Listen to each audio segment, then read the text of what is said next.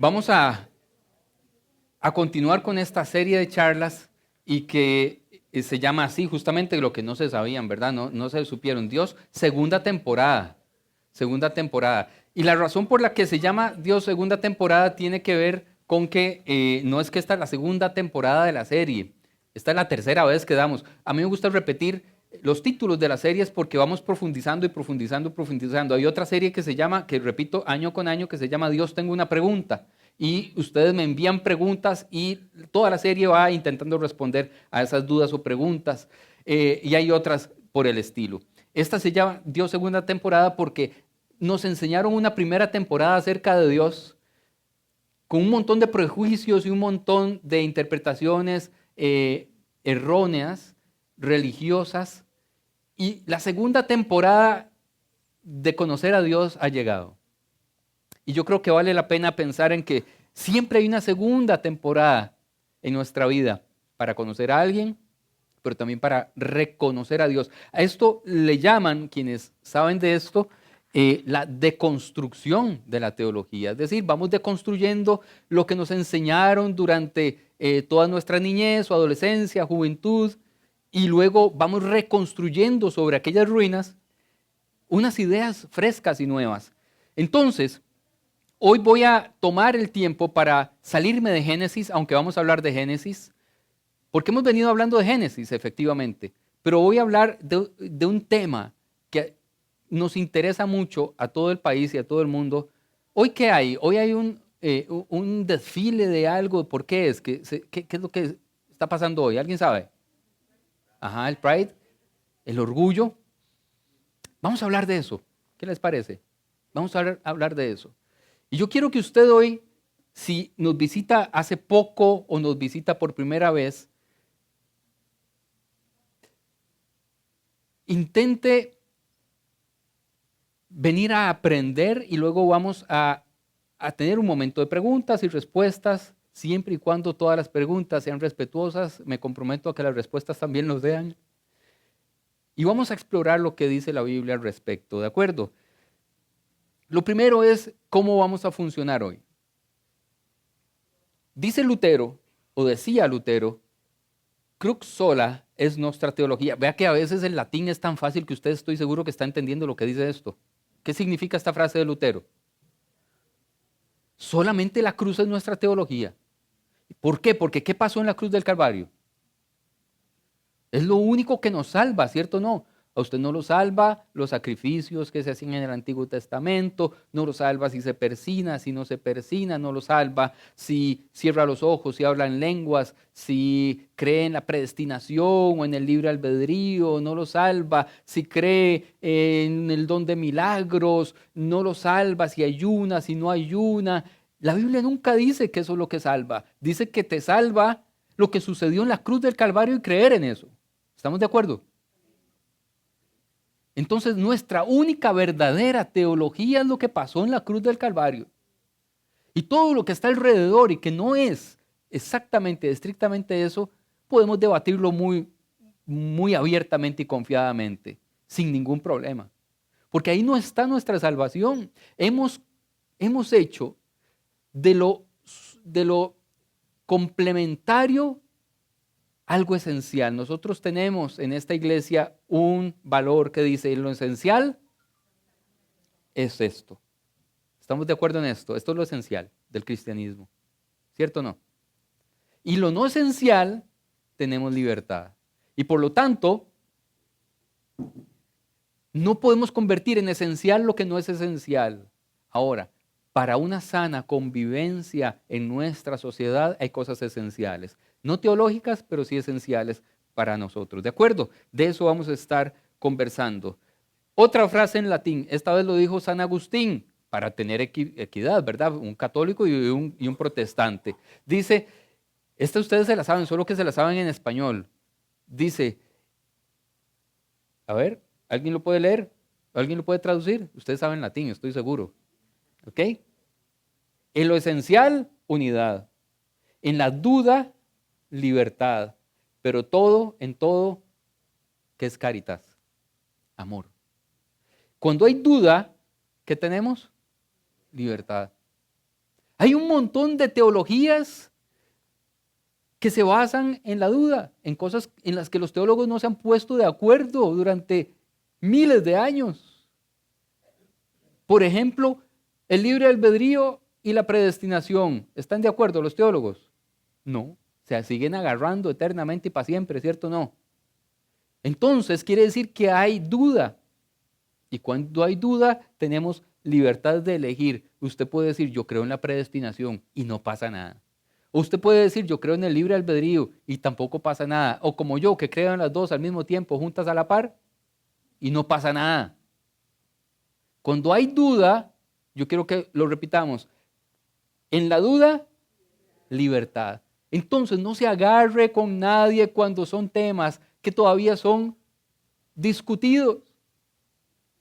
Siga discutiéndolo, pero no se agarre. No sé si ustedes han visto un meme, una viñeta que sale el esposo, la esposa en la cama y le dice al esposo, mi amor, venite a la cama ya. Y dice el mae, no puedo, hay alguien equivocado en internet. No vayan a corregir gente en cosas que son debatibles. Busque su propia convicción, pero en lo esencial estemos de acuerdo. ¿Está bien? Muy bien, esas son las bases mediante las cuales vamos a trabajar esta mañana. ¿Me estoy explicando? ¿Alguien sabe quién es este señor? ¿No? Él se llama Carl Lenz. Él era pastor de una de las iglesias más grandes y más interesantes, digamos, del siglo XX, la primera mitad del siglo XX, que es, ¿alguien se acuerda? Hillsong. ¿Ok? Son iglesias que han impactado la forma de hacer iglesia durante varias generaciones en Occidente. Y él se metió en una controversia. ¿Alguien sabe por qué se metió en una controversia? Porque empezó a decir que ¿qué? Que en su iglesia aceptaban y admitían sin ningún tipo de diferenciación a las personas LGBTIQ. Y se le vino el mundo encima. Se le vino el mundo encima. Al punto de que domingo a domingo, en la calle, al frente de la casa de él, se le manifestaba gente de la iglesia bautista, de la iglesia metodista, de la iglesia pentecostal del frente, de la iglesita de la cochera de al lado. Y se le manifestaban para no dejarlo llegar a predicar. Hasta el punto que tuvo que renunciar. Tuvo que renunciar.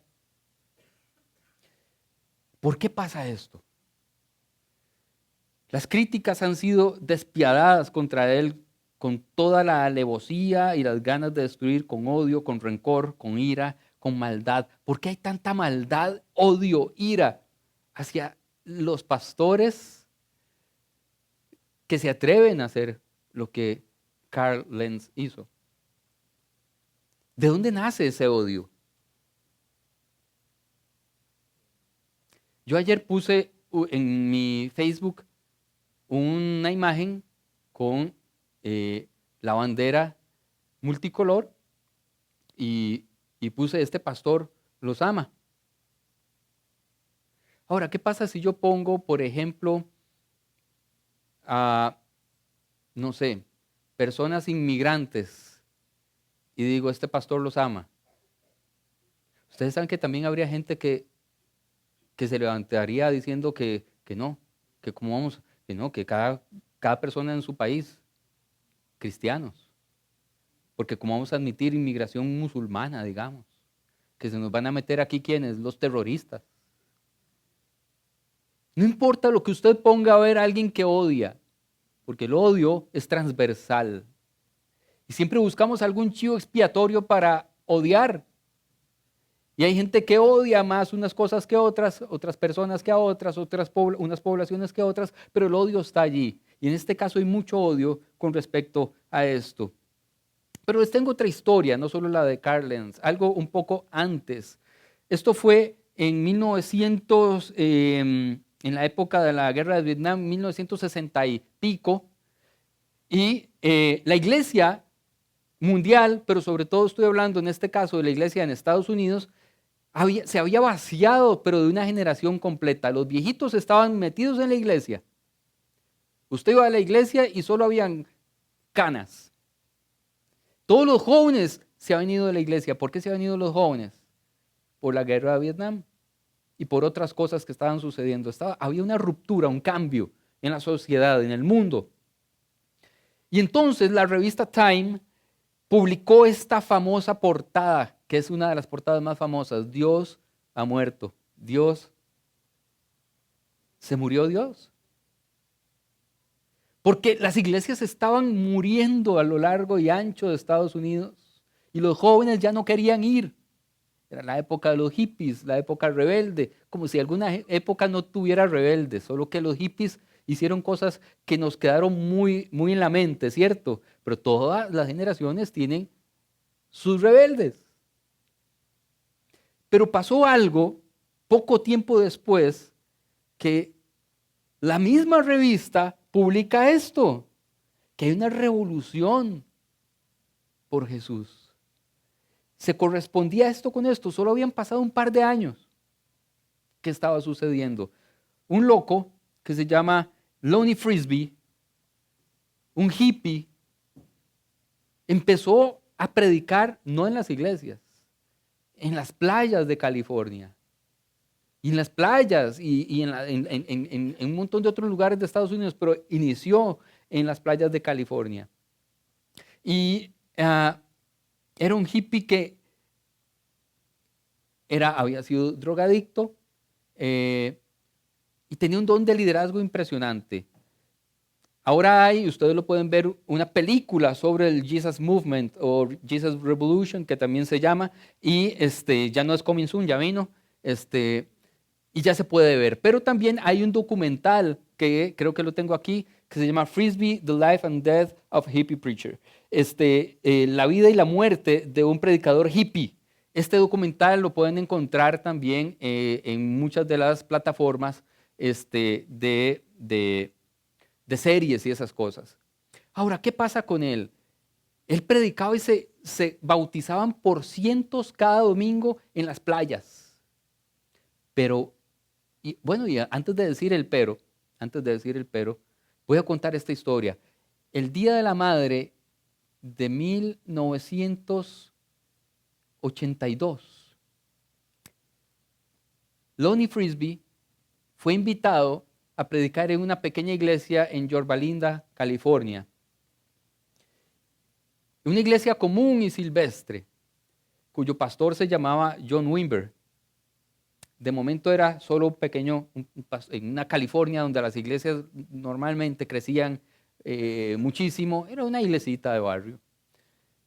Y Lonnie fue a predicar allí y de repente dice, voy a orar para que venga el Espíritu Santo. Ahí nunca habían orado para esa carajada, porque eran muy, muy cuadrados. Y dice que John Wimber como que se empezó a incomodar, pero de repente Lonnie, el hippie, el mechudo, dice, ven Espíritu Santo. Y que empezó la gente a llorar y a quebrantarse, y aquello fue una fiesta espiritual impresionante.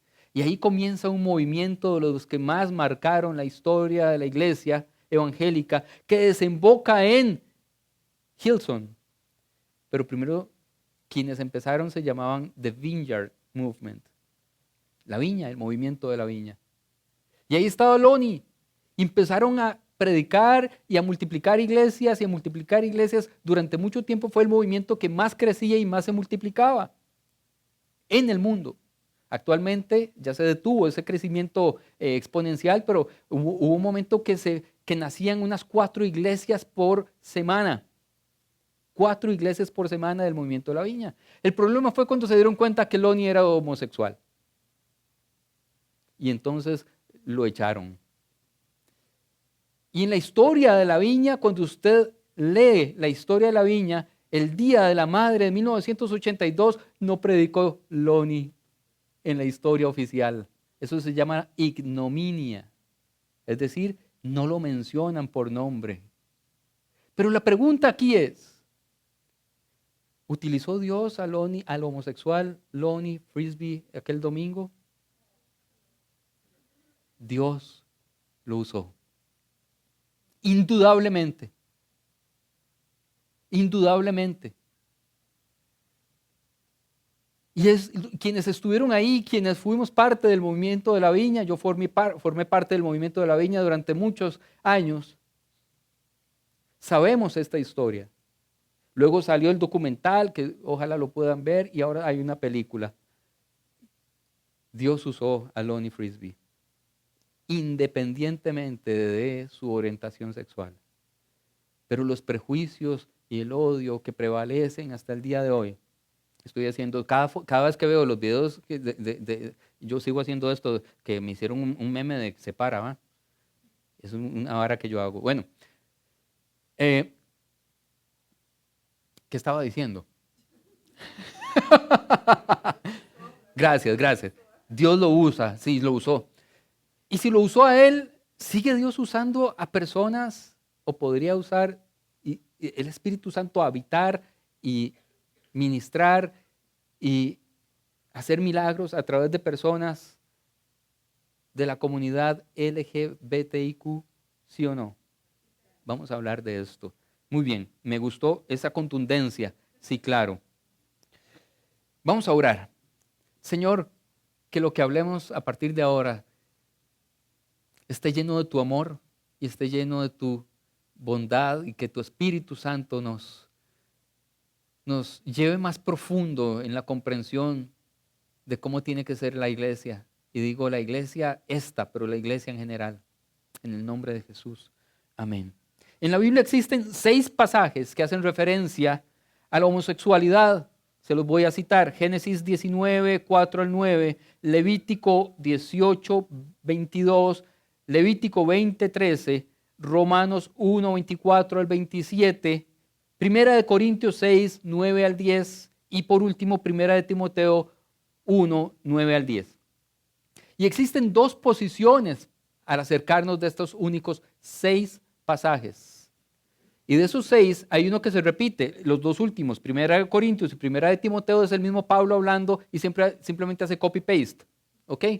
Porque Pablo a veces hacía esas cosas. Si usted escribe una carta y dice, esta idea me gustó mucho, ahora le voy a escribir esta misma carta a aquella gente de allá, copy-paste, para que tengan lo mismo, ¿ok? Una carta iba para los Corintios y otra iba para Timoteo, ¿verdad? Bien, entonces en realidad son 5 pasajes. Solo 5, de Génesis a Apocalipsis solo hay 5. Vamos a analizar, y hay 2 posiciones en esto. Están los textos que ya no están en discusión, recuerdan el principio inicial, cuando tenemos duda, libertad. Pero hay algunos textos donde ya no hay duda, donde no tenemos duda, los teólogos y los biblistas ya, el que se ponga en varas es porque es necio. Porque ya está claro. Ya está claro. La primera entonces son los textos que ya no están en discusión, que son Génesis, Corintios y Timoteo. ¿Ok? Esos 3. De los 6 textos mencionados, 3 ya no están en discusión, es decir, la mayoría de los estudiosos ya están de acuerdo en la interpretación de estos textos. Y el primero es quizás el más clásico que se usa y vamos a analizarlo en los próximos minutos. La primera idea de que Dios va a castigar a un país por medio de una desgracia, ¿de dónde viene? Del relato, ¿de cuál relato de la Biblia? De Sodoma y Gomorra, que fueron destruidas. Y fueron destruidas la versión de la primera temporada, es decir, la versión oficial. Esta es la segunda temporada de Dios, ¿verdad? Vamos a ver ahora la reinterpretación. La primera temporada nos dijeron, Dios destruyó a Sodoma porque había homosexualidad. Como si hubiese algunas ciudades donde no la había, o hay. ¿Cierto? Como si hubiera sido exclusiva de ese lugar. Y vamos a analizar entonces estos textos. La pregunta que tenemos que responder no es si había o no había homosexualidad ahí, porque sabemos que había, tal como hay en cualquier rincón del planeta. La pregunta es ¿por qué fueron destruidas entonces? Realmente. ¿Qué fue lo que hizo que fueran destruidas esas ciudades? El primer versículo clave se encuentra en Génesis 19:5 y me gustaría que fuéramos al texto. Dice, Aún no se había acostado, estamos ya en el texto, en la narración de Sodoma y Gomorra, ¿verdad? Había un visitante que tenían escondido, ¿verdad? Que lo estaban cuidando y el pueblo se manifestó, se amotinó al frente y lo pedía, ¿verdad? Cuando los hombres de la ciudad de Sodoma rodearon la casa, todo, ojo, yo estoy subrayando algunas palabras, todo el pueblo, sin excepción alguna. ¿Qué compone todo el pueblo sin excepción? Hombres, mujeres, niños, ancianos, todo el pueblo. Tanto jóvenes como ancianos estaba allí presente, todos. Es que hay que tener la jupa un poco retorcida pensando este escenario. Tienen a un extranjero ahí y entonces se amotinan solo los homosexuales al frente para que les entreguen la carnada fresca. Hay que tener sucia la mente para pensar en eso. La Biblia claramente está diciendo que ahí había mujeres también, y que habían niños, y que habían ancianos, que era todo el pueblo. Entonces tiene que haber otra razón, no es una razón sexual, porque no todo el mundo quería acostarse con el pobre hombre. No es lógico que los niños estén deseando eso, o que los ancianos, o que las mujeres, o sea, no tiene ninguna lógica que todo un pueblo esté ahí amotinado. Échennos este carajo, porque aquí hacemos fiesta. ¿Cierto o no? ¿Me estoy explicando? Si uno lee el texto con ojos un poco más críticos, en clave de segunda temporada y no en clave de primera temporada, usted dice, o sea, ni siquiera tengo que ir al hebreo para saber que esto no tiene ningún sentido. Sin embargo, quiero que vayamos más allá en el texto. El texto continúa y dice, llamaron a Lot y le dijeron, ¿dónde están los hombres que vinieron a pasar la noche en tu casa? Échalos afuera, queremos acostarnos con ellos. Dicen las versiones, casi todas las versiones dicen, queremos acostarnos con ellos. ¿Realmente decía queremos acostarnos con ellos? Todos quieren acostarse con ellos. Todo el mundo quiere acostarse con estos extranjeros. A mí me huele a traducción mala. Yo no sé ustedes, pero a todas luces, a kilómetros de distancia me huele a que aquí hay una traducción manipulada. Es en una versión muy antigua y luego hablaré de las versiones antiguas. El versículo se lee así. Y llamaron a Lot y le dijeron, ¿dónde están los varones que vinieron a ti esta noche? Sácalos para que los conozcamos. Reina Valera de 1960. Conocer, nos dijeron que es lo mismo que acostarse en términos bíblicos. ¿Cuántos escucharon eso? Y conoció fulanita, fulanito, quiere decir que se acostó. Mentira. Mentira, mentirísima. El verbo hebreo yadá, traducido como acostarnos, en el versículo se traduce más frecuentemente como conocer, conocer, conocer. Este verbo aparece 6 veces en Génesis 18-19. Dios dice de Abraham, yo lo he conocido. Dios dice de Abraham, yo he conocido a Abraham. Y Dios no se acostó con Abraham que yo sepa. ¿Ok? Aludiendo sin duda alguna a la alianza solemne establecida en Génesis 17:2. En Génesis 18:21, Dios quiere bajar a Sodoma para conocer los hechos que ahí acontecen. No es que Dios quiera venir a Sodoma para acostarse con todos los que están ahí, quiere conocer intelectualmente, quiere entender lo que ahí sucede. En el texto que nos ocupa, 19:5, que es este que tenemos en pantalla, los habitantes de Sodoma exigen conocer, saber quiénes son los que están ahí escondidos. No tiene más sentido. En una época en que un extranjero en un pueblo era muy raro, ¿cierto o no?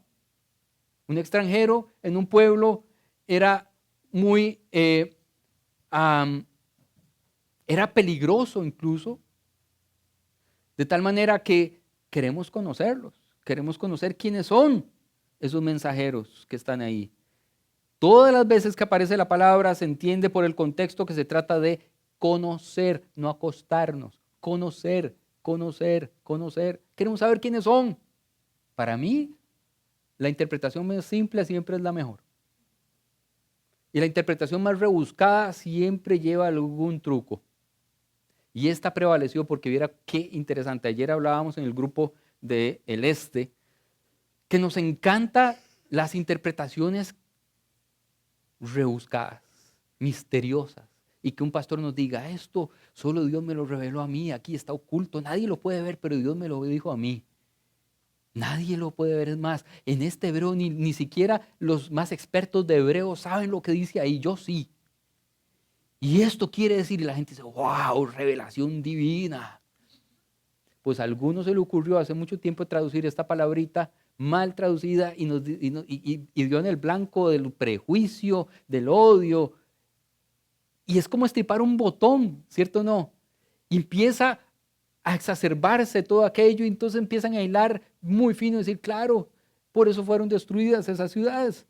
Ahora, la palabra realmente, para acostarse hay dos palabras que se usan con frecuencia, dos verbos. Llegar a, y esa sí la hemos visto, se llegó fulanito a, se llegó, ese es el verbo bo'o en hebreo, que no aparece en este texto, y acostarse literalmente es shahab. Shahab, donde llegarse a alguien normalmente equivale a tener relaciones sexuales. Ninguna de las palabras con connotación sexual aparece en el relato de Lot de Sodoma y Gomorra. No aparece. Hay que descartar toda connotación sexual. No hay nada de eso. El pecado de Sodoma y de Gomorra no es de índole sexual, sino todas las ciudades del planeta estarían condenadas. Teniendo en cuenta el análisis anterior, podemos entender los versículos siguientes, el 19:6, como el afán de Lot por evitar algo que sí era usual, que era muy normal en las ciudades de aquel entonces, y era los interrogatorios que terminaban en muerte. Interrogaban a estos extraños, a estos foráneos, y normalmente los mataban. Es decir, que había una violencia y lo que estaba haciendo Lot era protegerlos de la muerte, no de una relación sexual. Protegerlos de la violencia. ¿Quiénes son? ¿De dónde vienen? ¿Son espías? Eso era lo más normal. De tal manera que entonces no era posible que toda la ciudad quisiera acostarse con ellos. El verbo no tiene que ver con connotaciones sexuales, pero la multitud estaba violenta y por eso Lot los quiere proteger. De todas formas, el acto nunca ocurrió. Es decir, aún si hubiera sido que querían todos acostarse con ellos, Lot no los dejó, de tal manera que un pecado no cometido nunca ocurrió. Y por lo tanto no pueden ser culpados por algo que no hicieron. Nunca se llegó a cometer. A partir de ese relato, tenemos una palabra que se repite y se repite y se repite con connotaciones terribles, nefastas, que es sodomita. Sodomizar.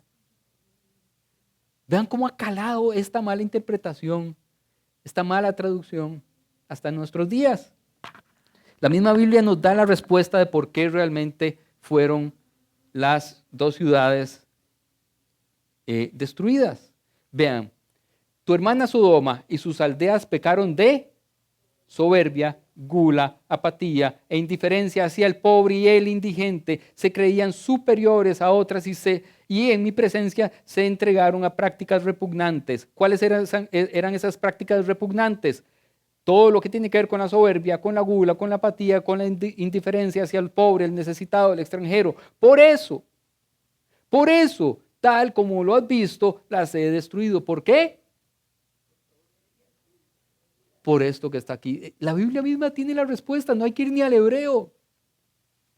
No tiene ningún sentido la otra interpretación. Por eso digo, ya los teólogos no tienen duda de esto. Este es un texto que no está en discusión. Y cada vez que alguien utilice este texto para hablar de que Dios va a traer condenación a una ciudad, a una iglesia, a una persona, a una familia, lo que sea, a un país, porque haya derechos para personas LGBTIQ, el texto no está diciendo nada de eso. No hay razón alguna. ¿Me estoy explicando? ¿Sí?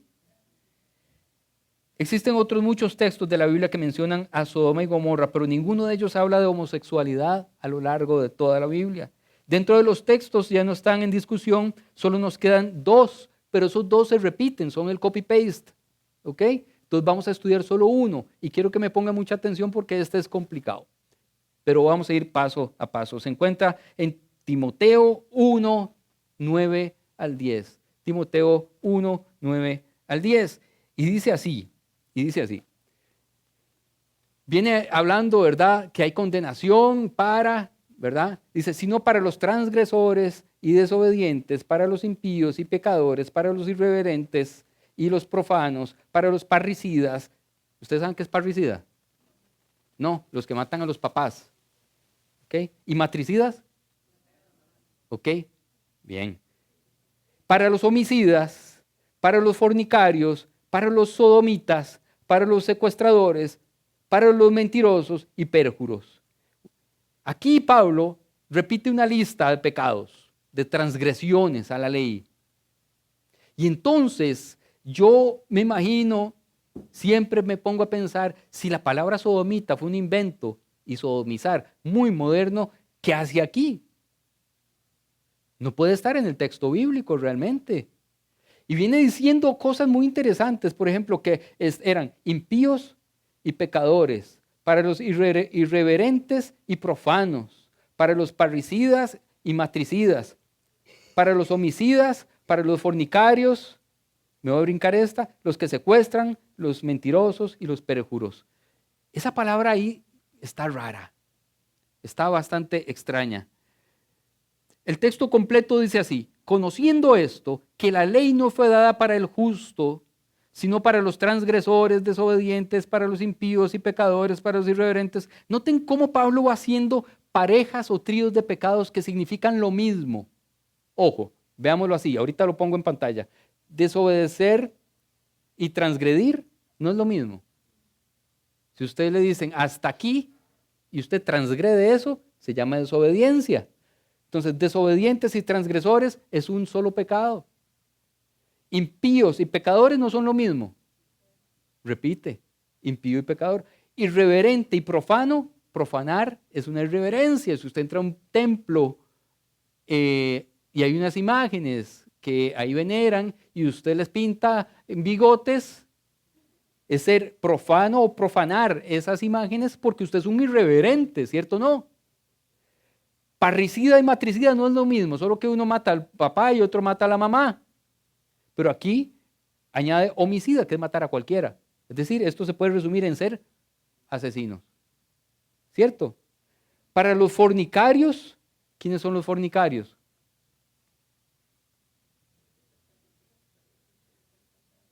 Los infieles, adúlteros. Y aquí aparece sodomita. Esto no es lo mismo. Entonces aquí se rompe algo que Pablo viene haciendo como una forma de escribir muy clara, muy clara. Y cuando se rompe, uno dice, suave, ni que Pablo ahí no pifió. De fijo esta palabra tiene que ver con esta. De fijo tiene que ver con esta, sin duda alguna. Entonces aquí hay un error de traducción. A alguien no le gustó la palabra que aparecía aquí y la cambió. Ahora, los secuestradores y los mentirosos y perjuros, esa es otra de las listas que ya vamos a estudiar. Veámoslo así. ¿Ok? Transgresores y desobedientes, impíos y pecadores, irreverentes y profanos, parricidas, matricidas y homicidas, fornicarios, sodomitas y secuestradores.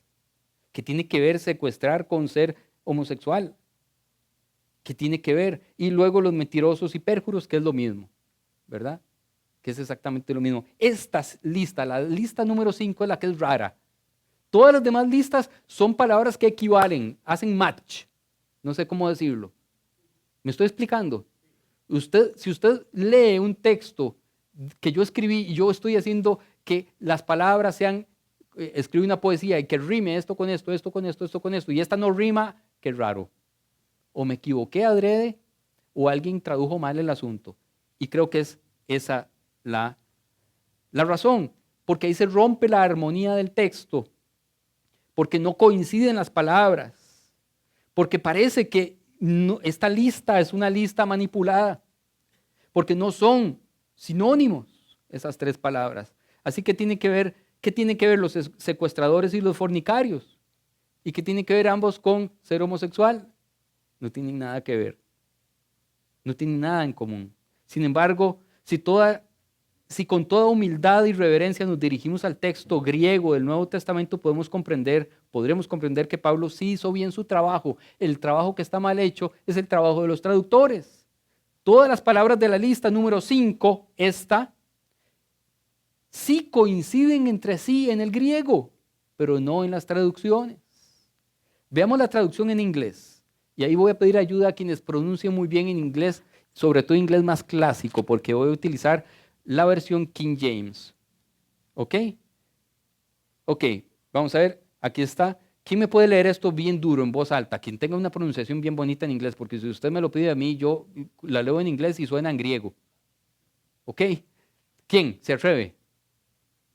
Gracias, por favor. ¿Así? Por aquí primero. Ajá. Muy bien. Gracias, gracias. Ok. En otras palabras, entonces tenemos aquí, ¿cómo se traduce esto al español? Como proxeneta, ¿verdad? ¿Cómo qué? Sí. ¿Ok? Como proxeneta. Ya no es la lista anterior. Esta tiene una cosa muy interesante, ¿verdad? ¿Ok? Y aquellos que, ¿cómo podemos traducir esto? Los que contaminan su humanidad. Todavía tienen una forma rara de traducir la segunda palabra.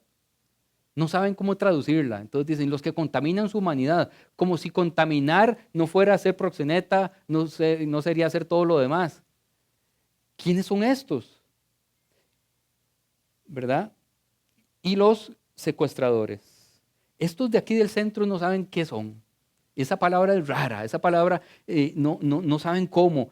En griego la primera palabra es pornois, quienes prostituyen. La palabra pornois en griego siempre tiene que ver con pagar o vender servicios sexuales.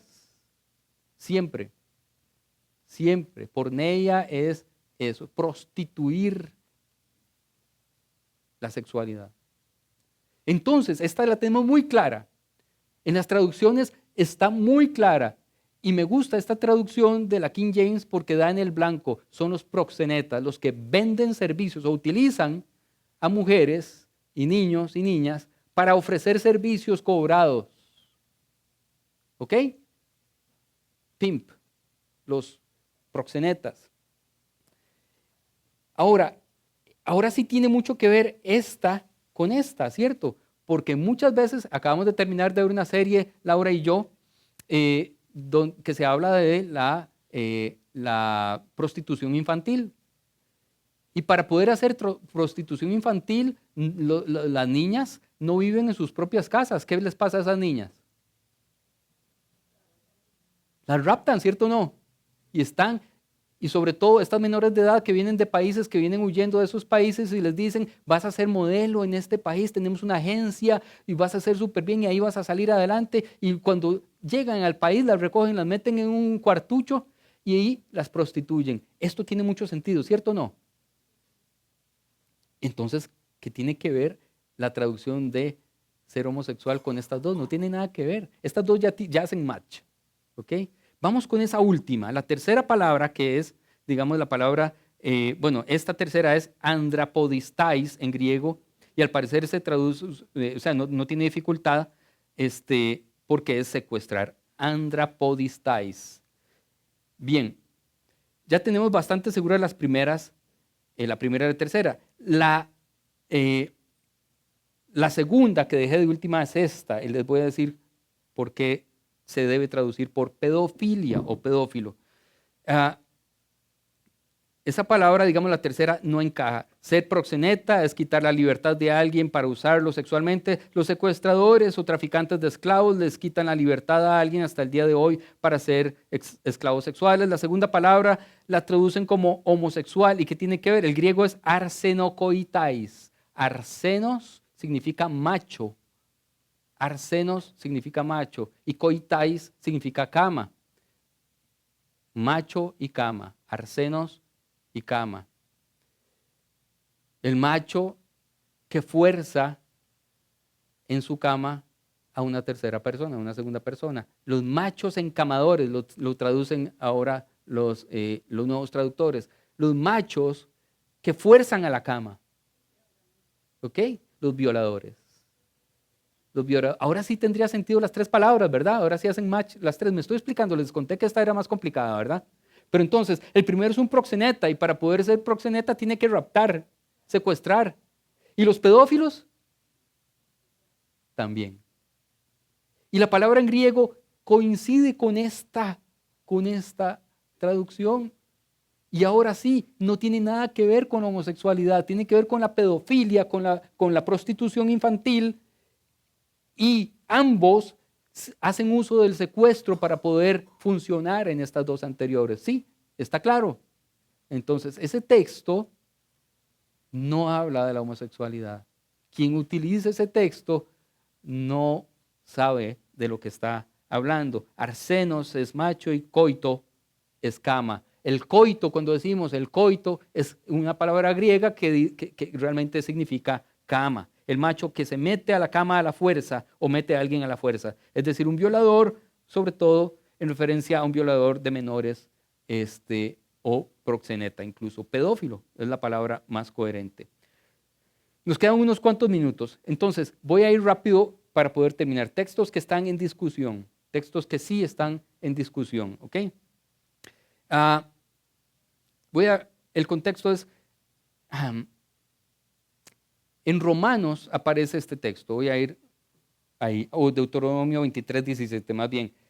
Vamos a ver, voy a ir al Antiguo Testamento, dice, no haya ramera de entre las hijas de Israel, ni haya sodomita de entre los hijos de Israel. Una vez más, ¿qué tiene que ver ser homosexual con la prostitución? Ya vimos en el texto anterior que prostitución sí tiene que ver con algo que rechaza a la Biblia y la prostitución infantil también y mucho más, ¿cierto? Pero entonces, ¿por qué estas dos? Yo me voy ahora sí al hebreo y lo intenté hacer más grande para que se viera. Aquí lo tenemos en grande, donde dice prostituta, aparece la palabra kadesh. ¿Alguien sabe qué significa kadosh en hebreo? Kadosh, kadosh, kadosh. Santo, santidad. ¿Y qué significa ser santo? Ser apartado para. ¿Ok? A estas prostitutas las secuestraban, las apartaban para la prostitución religiosa. ¿Ok? Habían templos de prostitución. Entonces les llamaban las kadesh, prostitución. Pero cuando se habla de el hombre, esto es en mujer, es en femenino, esto es en masculino, le ponen abajo sodomita. Ojo, aquí prostituta y dice kadeshá en femenino, y cuando es en masculino, kadesh, le ponen sodomita. No es la misma palabra, solo que una está en masculino y otra está en femenino. ¿Lo están notando? Sí. Entonces, ¿por qué le cambian la palabra? Si aquí significa prostituta, aquí sería prostituto. No homosexual, prostituto. Entonces, ¿por qué cambia la traducción? A lo largo de las Escrituras ya hemos visto 4 de los 6 pasajes, ¿cierto?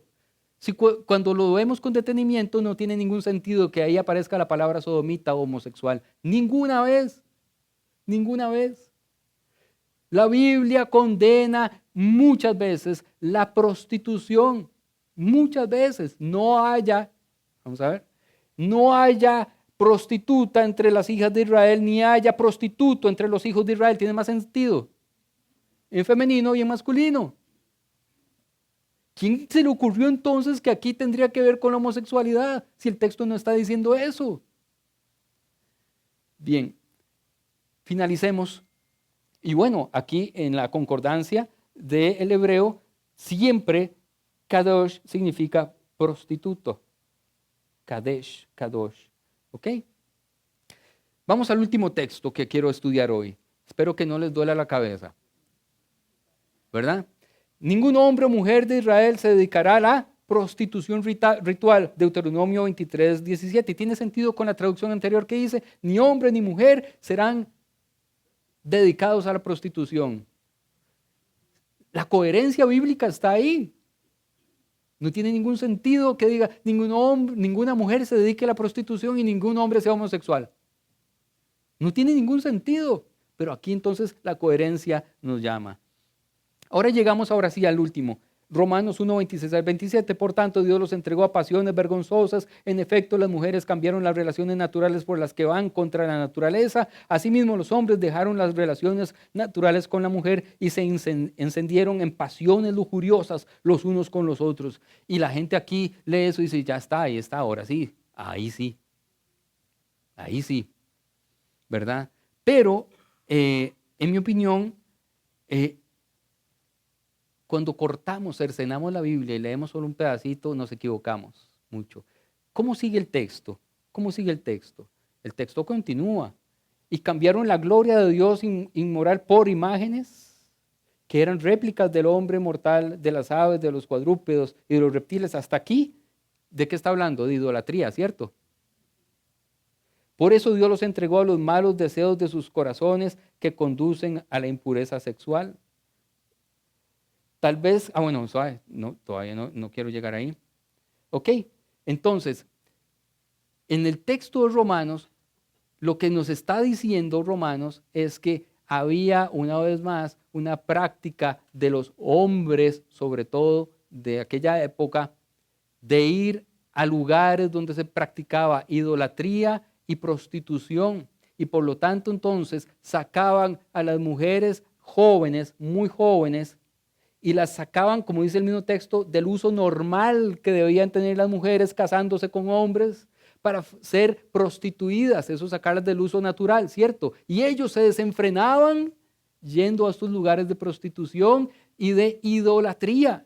Por eso se une siempre idolatría y prostitución van juntas, porque es un templo de idolatría en todas las veces que aparece esto en la Biblia. Pero Pablo sigue en el texto de Romanos y dice lo siguiente: tal vez crees que puedas condenar a tales individuos que se van a hacer esas cosas. Y uno dice, sí, por supuesto, los condenamos, ya sea que sean homosexuales, o ya sea que sean idólatras, o ya sea que vayan a donde prostitutas, que se condenen y se quemen en el infierno, todos esos carajos y bla, bla, bla. Pero tu maldad es igual a la de ellos. La pucha, son un toque, Pablo. Madre, se emocionó mucho. Y la mía, si yo soy de los buenos. Y no tienen ninguna excusa. Entonces yo aquí siempre concluyo diciendo, y aunque, ojo, voy a subrayar, aunque el texto sí esté hablando de homosexualidad, y aunque Pablo sí la condenara, Pablo después dice que usted y yo estamos igual. Que nuestro pecado, el mío y el suyo, son exactamente iguales. Serían exactamente iguales. Y que no tenemos excusa y que no los señalemos, no los condenemos porque nosotros estamos en la misma bolsa. No hay ningún texto en la Biblia que nos permita hacer discriminación, agredir, rechazar, odiar, separar a aquellas personas que consideraríamos y que nos enseñaron en la primera temporada de Dios de nuestra vida que eran los pecadores. La Biblia no lo enseña y Dios tampoco. Y yo quiero terminar hoy con esto. Pablo dice, cuando dices que ellos son perversos y merecen ser castigados, te condenas a ti mismo. Ojo, toda la gente que hoy en Facebook, en Twitter y X y en Instagram, ahí nadie, ahí todo el mundo es súper pura vida. En todas las redes sociales o las predicaciones que hoy están los pastores diciendo que la marcha que estaba en este momento, no sé qué, se están condenando a sí mismos. Cada vez cuando usted dice que esa gente son perversos, usted se condena porque tú que juzgas a otros también practicas las mismas cosas. No, yo no lo practico, usted es un pecador. ¿Cierto o no? Y el que dice que no peca, miente. Entonces no hay escapatoria.